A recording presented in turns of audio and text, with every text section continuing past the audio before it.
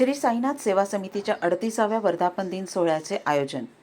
श्री साईनाथ सेवा समिती श्री साईनाथ मंदिर वर्तकनगर येथे 38व्या वर्धापन दिन सोहळ्याचे आयोजन करण्यात आले आहे.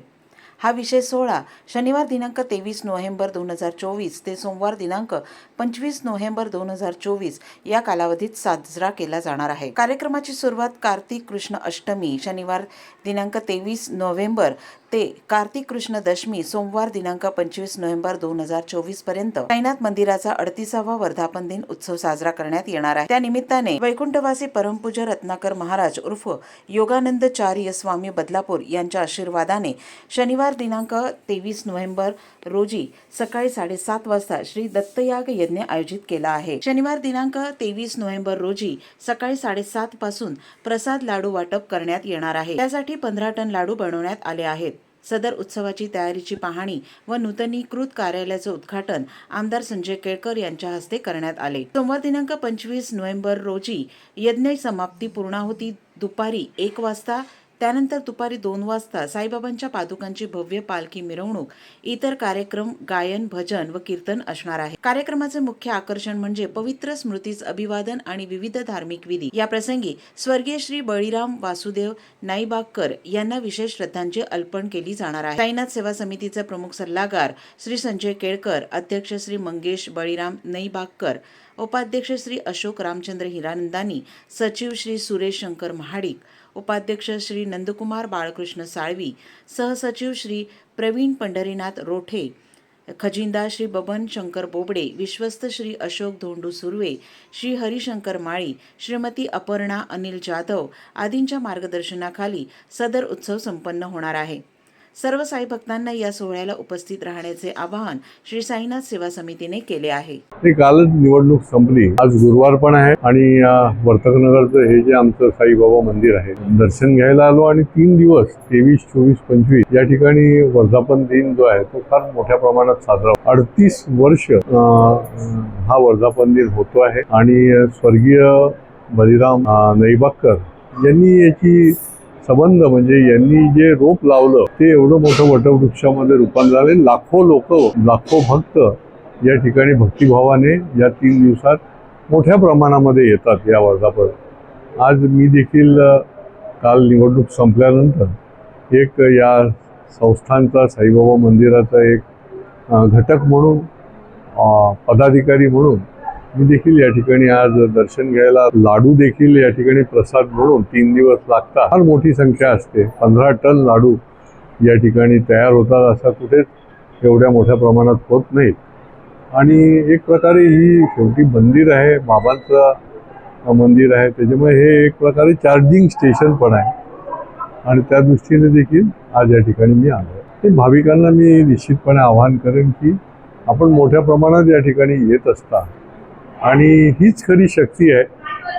भक्ती असेल तर शक्ती मिळत असते आणि या भक्ती आणि शक्तीतूनच ह्या साधनेमधनं मनुष्याच्या जीवनाचा रस्ता जो आहे चढ उतारावर मात करण्याचं त्याला बळ मिळत असतं. श्री वर्तकनगर साईनाथ सेवा समितीचा 38वा वर्धापन दिन असून दिनांक 23 ते 25 नोव्हेंबरपर्यंत साजरा करण्यात येणार आहे. साधारण आमचे संस्थेचे संस्थापक अध्यक्ष बळीबाई नाईबागकर हे सातत्याने 38 वर्ष या सर्व मंदिराची देखभाल करत होते.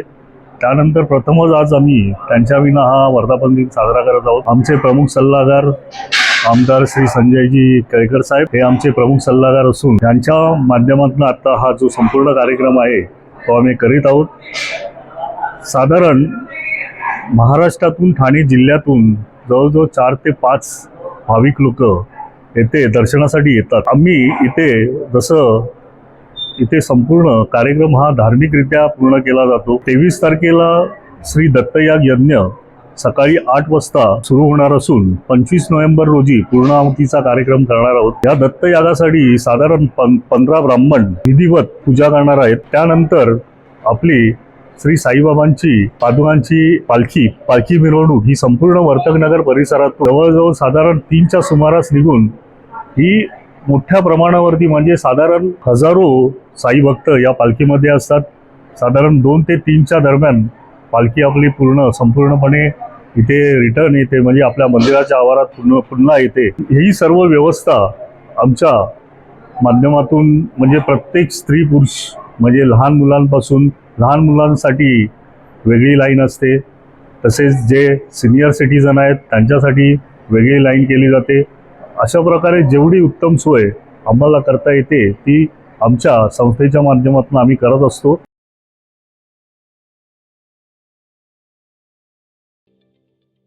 ठाणे महानगरपालिकेचे मालमत्ता कर म्हणजेच प्रॉपर्टी टॅक्स भरण्याचे आवाहन. सन 2022-23 या आर्थिक वर्षाचे मालमत्ता कराचे म्हणजेच प्रॉपर्टी टॅक्सचे बिल ठाणेकर करदात्यांना महापालिकेमार्फत आर्थिक वर्षाच्या सुरुवातीस म्हणजेच माहे एप्रिल 2022 मध्ये देण्यात आलेले आहे. तथापि अद्यापही काही करदात्यांनी मालमत्ता कर महापालिकेकडे जमा केलेला नाही. सध्या आर्थिक वर्षाचा अंतिम टप्पा सुरू झाला आहे. मालमत्ता कर वसुलीसाठी महापालिकेतर्फे कडक कारवाई हाती घेण्यात आली आहे. या अंतर्गत जंगम मालमत्ता, टीव्ही, फ्रीज, वाहन व इतर जप्त करणे तसेच स्थावर मालमत्ता वॉरंट बजावून जप्त करण्यात येत असून मालमत्तेचा जाहीर विक्रीद्वारे लिलाव करून कराची रक्कम वसूल करण्यात येत आहे. मालमत्तेस पाणी पुरवठा करण्यात येणारे नळ संयोजन खंडित करण्यात येत आहेत.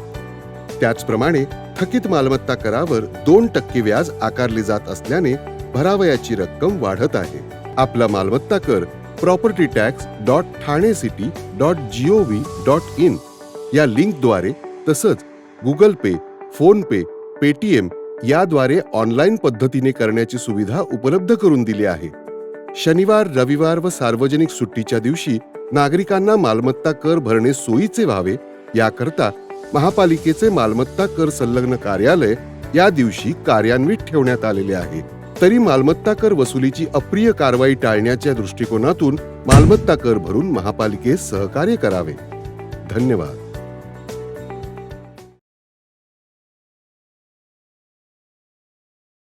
ठाण्यातील ओंकार भोसले हा दुबईत असलेला मुलगा ताज हॉटेलमध्ये कामानिमित्त गेले अनेक वर्ष आपल्या शहरापासून बाहेर राहतो, परंतु फक्त आणि फक्त मुख्यमंत्री एकनाथ शिंदे यांच्यावरती असलेल्या प्रेमापोटी आणि त्यांना मतदान करण्यासाठी 4 दिवसाची सुट्टी काढून मुख्यमंत्री एकनाथ शिंदे यांना भेटण्यासाठी मतदान करण्यासाठी आवर्जून ठाण्यामध्ये आला आणि मतदान केलं.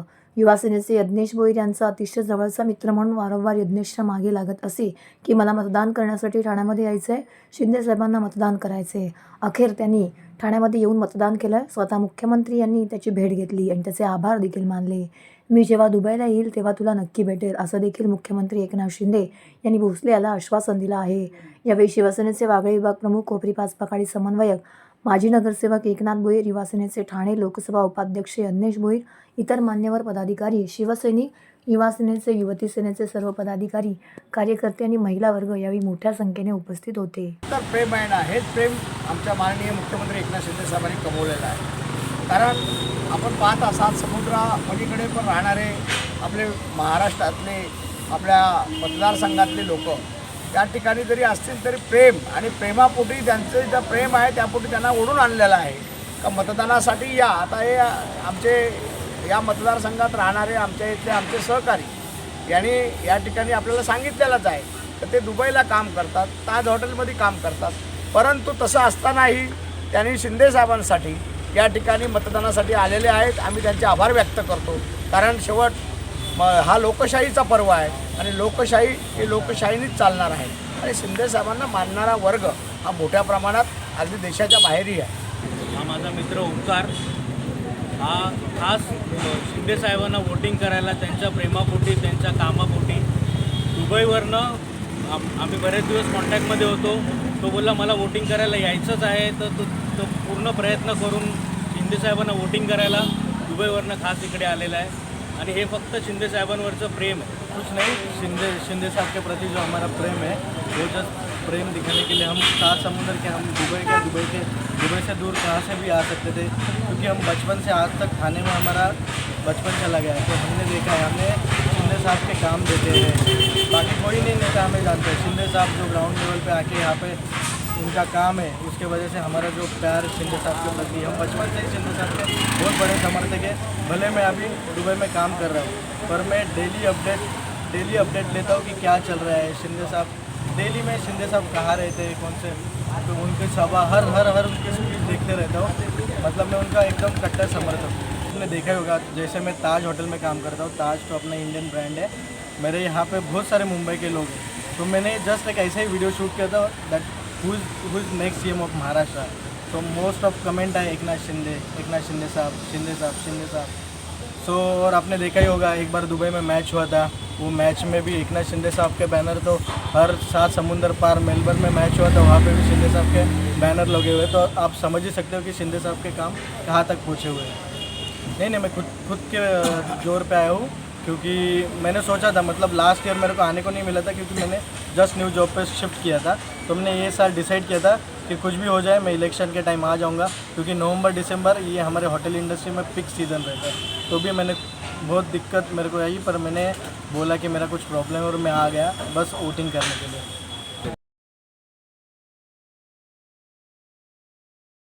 श्री साईनाथ सेवा समिती वर्तकनगर ठाणे श्री साईनाथ मंदिराचा 38वा वर्धापन दिनोत्सव शनिवार दिनांक 23 नोव्हेंबर ते सोमवार दिनांक 25 नोव्हेंबर या कालावधीत साजरा करण्यात येणार आहे। त्यानिमित्ताने 3 दिवस श्री दत्तयाग यज्ञ आयोजित करण्यात आलेला आहे। तरी सर्व साई भक्तांनी दर्शनाचा व महाप्रसादाचा लाभ घ्यावा अशी विनंती संस्थेचे अध्यक्ष श्री मंगेश बळीराम नैवाकर सर्व साई भक्तांना करीत आहेत। शास्त्रीनगर नंबर 1 मधील ठाणे महानगरपालिकेच्या मोकळ्या भूखंडावर आणि विकास आराखड्यामध्ये आरक्षित असलेल्या रस्त्यावर भूमाफियांकडून अनधिकृत गाळे बांधण्यात येत आहेत। या जागेवर मुख्यमंत्र्यांच्या विशेष निधीतून ज्येष्ठ नागरिक कट्टा आणि आरोग्य केंद्र उभारण्याचा प्रस्ताव माजी नगरसेवक हनुमंत जगदाळे यांनी मंजूर केला आहे। तशी वर्क ऑर्डरही निघाली आहे। या संदर्भात उपायुक्त वर्तकनगर सहाय्यक आयुक्तांकडे वारंवार तक्रार करूनही अतिक्रमणावर कारवाई होत नसल्याने शास्त्रीनगरवासियांनी तीव्र संताप व्यक्त केला आहे। तर माजी नगरसेवक हनुमंत जगदाळे यांनी आयुक्तांना निवेदन देऊन अतिक्रमण करणाऱ्यांवरती गुन्हा दाखल करून भूखंड मोकळा करण्याची विनंती केली आहे। शास्त्रीनगर हा विभाग कामगार वस्ती असलेला भाग आहे। येथील रहिवाशांना ठाणे महानगरपालिकेच्या माध्यमातून चांगली आरोग्य सेवा मिळावी यासाठी ठाणे महानगरपालिकेच्या मोकळ्या भूखंडावरती आरोग्य केंद्र जगदाळे यांनी मंजूर केलं आहे। मात्र हा भूखंडच आता भूमाफियांनी गिळंकृत करायला सुरुवात केली आहे।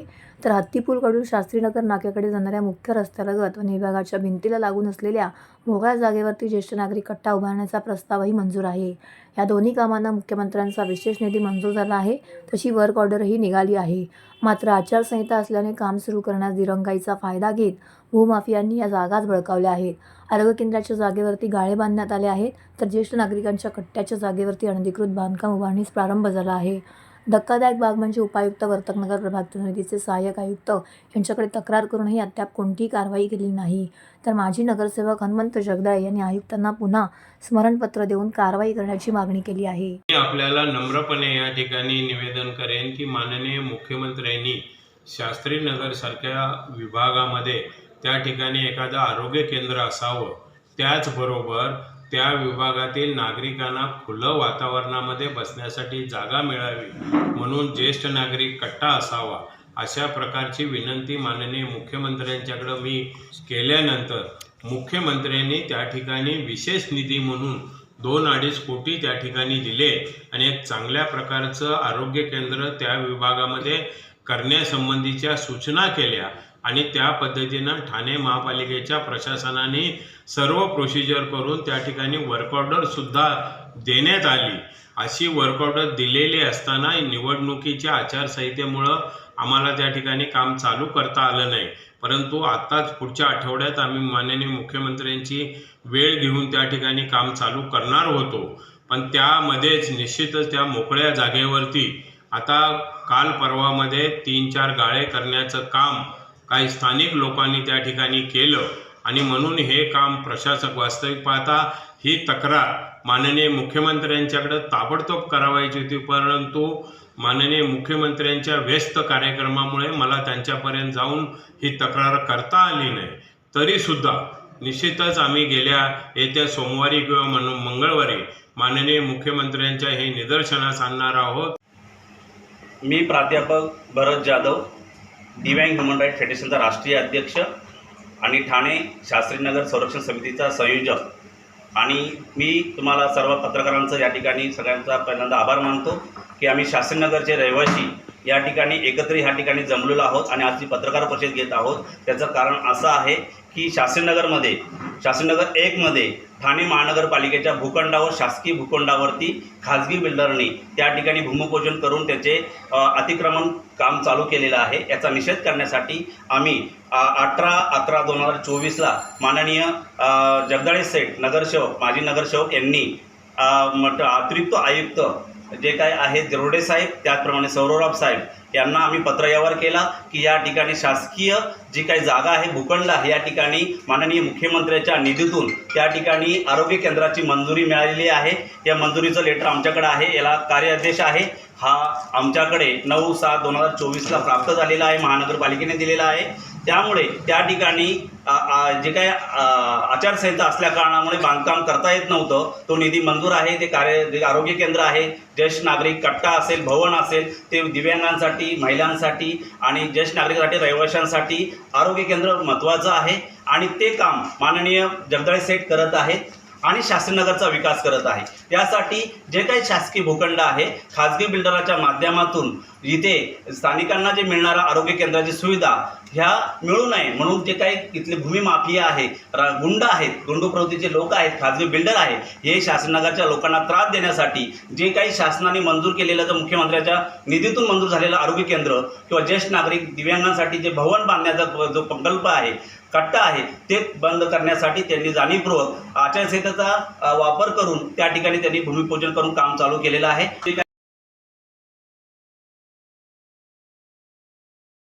ठाणे शहर विधानसभेच्या जिजाऊ शैक्षणिक सामाजिक संस्थेच्या अपक्ष उमेदवार आरती भोसले यांनी आपला मतदानाचा हक्क बजावला.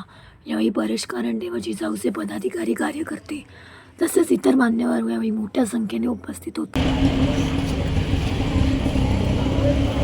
सर्वांना माझा नमस्कार. मी आपल्या जनतेला एवढंच सांगू इच्छिते की म्हणजे वोटिंगच्या पोलवरती गर्दी आहे म्हणून परत जाऊ नका, कारण हा प्रत्येकाचा अधिकार आहे, हा प्रत्येकाचा हक्क आहे. सो सर्वांनी नक्की म्हणजे मतदान करा, एवढंच सांगेल. लोकशाही सर्वात मोठा उत्सव आहे, बरोबर आहे, पण म्हणून तर मतदानाचा अधिकार प्रत्येकाला आहे ना, सो प्रत्येकाने तो बजावला पाहिजे. घरात राहून सुट्टी मिळाली याचा म्हणजे गैरउपयोग न करता पूर्णपणे प्रत्येकाने इथे वोटिंग करायला आलंच पाहिजे. एका महिलेसाठी महिलेनीच पुढे आलं पाहिजे, कारण जितकं महिलेला समजतं आणि माझ्या मते जर एखादी महिला गृहिणी जर घर सांभाळू शकते, ते सगळ्या प्रकारचं कोणत्याही परिस्थितीमध्ये घर सांभाळू शकते, मग ती राजकारण नक्कीच चांगल्या प्रकारे करू शकते असं मला तरी वाटतं. माझ्यासाठी प्रत्येक महिलेनी पुढे आलं पाहिजे, महिलेनी जिंकून दिलं पाहिजे. 50% मतदान ह्याच्या अगोदरच होतं ना, यावर्षी मतदान नक्की चांगल्या प्रकारे होणार आहे, कारण आता सकाळपासून आम्ही बघतोय रेशो खूप चांगला आहे. प्रत्येक ठिकाणी खूप जनतेची गर्दी केलेली आहे आणि लोक वेटिंगवर आहेत. असं रिकाम असं मला कुठे अजूनपर्यंत आढळलं नाही. मी एक महिला म्हणून युवा पिढीला एवढंच सांगते की तुम्ही म्हणजे सज्ञान आहात. पूर्वीच्या काळी कसं होतं, फक्त आपण पक्ष बघून मतदान केलं जायचं, पण ऍक्च्युली कोण काम करते, म्हणजे समाजासाठी कोण काम करते, कोणी शाळा कशा बांधलेल्या आहेत, कोणी आरोग्य क्लिनिक बांधलेली आहेत, कोणी व्हॉटेवर, म्हणजे ज्या गोष्टी समाजाकरता गरजेच्या आहेत त्या गोष्टी ज्या करतायत, ज्यांनी केलेल्या आहेत, त्याचा विचार सगळ्यांनी केला पाहिजे. या गोष्टीचा जसं आता ऑब्व्हियस आहे, आमचे सांबरे साहेबांनी सगळंच केलेलं आहे, पण तरी प्रत्येकाने विचार करावा, योग्य ते विचार करून निर्णय घ्यावा आणि योग्य ठिकाणी मतदान करावे, एवढंच सांगू इच्छिते. सरांनी दिलेला विश्वास आहे जो माझ्यावरचा, तो मी सर्वप्रथम पूर्ण करण्याचा प्रयत्न केलेला आहे.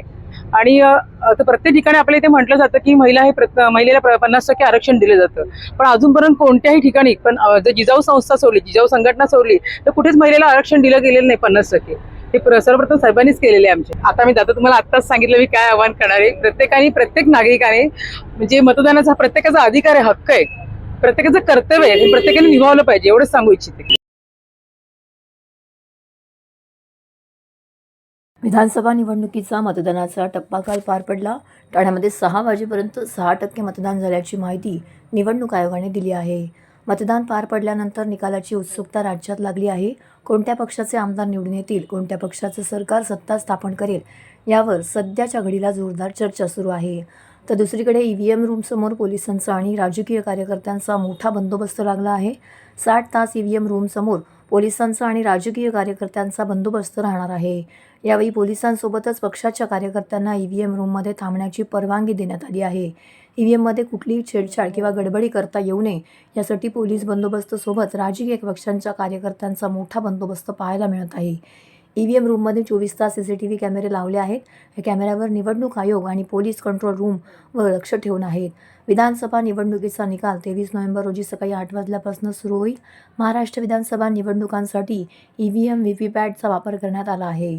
त्यासाठी राज्यामध्ये 2,26,624 बॅलेट युनिट, 1,26,911 CUs आणि 1,37,118 VVPATs यंत्रणांचा वापर करण्यात आला आहे.